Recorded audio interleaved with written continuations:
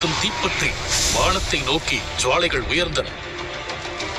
இவை அனைத்தையும் பார்த்துக் கொண்டிருந்த மாறனின் பின்னால் நின்ற அவனது அக்காக்கள் பயத்தில் நடுங்கினர். மாறா, நான் சொல்றத கேளு.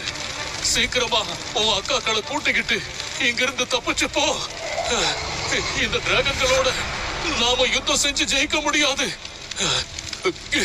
நம்ம கிட்ட இருக்கிற சக்தியால இதுகளை எதிர்க்கிறது சாத்தியமில்லை என்று ஆவேசமாக கூறினார் ஆதிவர்மன். அப்போ அது தாக்குறத பார்த்துட்டு பயந்து ஓட சொல்றீங்களா? இல்லப்பா, அதை கொல்லாம விடமாட்டேன் என்று வாளை எடுத்து ஆவேசமாக முன்னே நகர முயன்றான் மாறன். அவனை பின்னால் இழுத்த ஆதிவர்மன், சொன்னா புரியாதா உனக்கு? மனுஷங்க நம்மளால டிராகனை கொல்ல முடியாது மாறா. நம்ம எதிரிங்க இந்த டிராகன்கள் இல்ல. இதை இங்க அனுப்பணும் தான் நம்மளோட உண்மையான எதிரி. நீ இப்போ ஆவேசப்படுறதுல எந்த பயனும் இல்ல. இங்கிருந்து தப்பிச்சு போய் உயிரை காப்பாத்திக்கும்.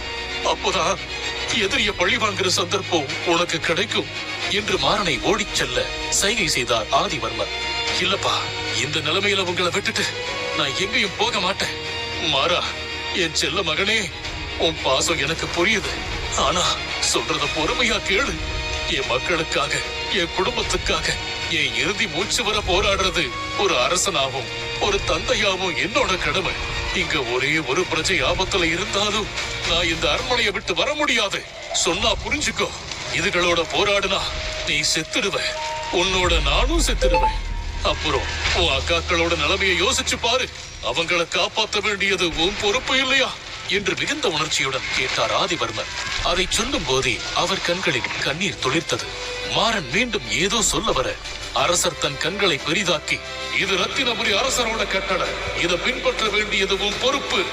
ஓ, நான் உயிரோட இருந்தா திரும்பவும் சந்திப்போம் என்று சொல்லி மாறனை பிடித்து பலமாக தள்ளினார் அரசர் ஆதிவர்மன். மாறனின் கண்களிலும் ஈரம் நிரம்பியது.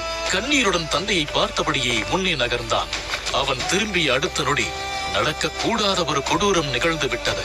வாளை எடுத்துக்கொண்டு டிராகன்களை நோக்கி பாய்ந்த ஆதிவர்மனை ஒரு பெரிய தீப்பந்து தாக்கியது.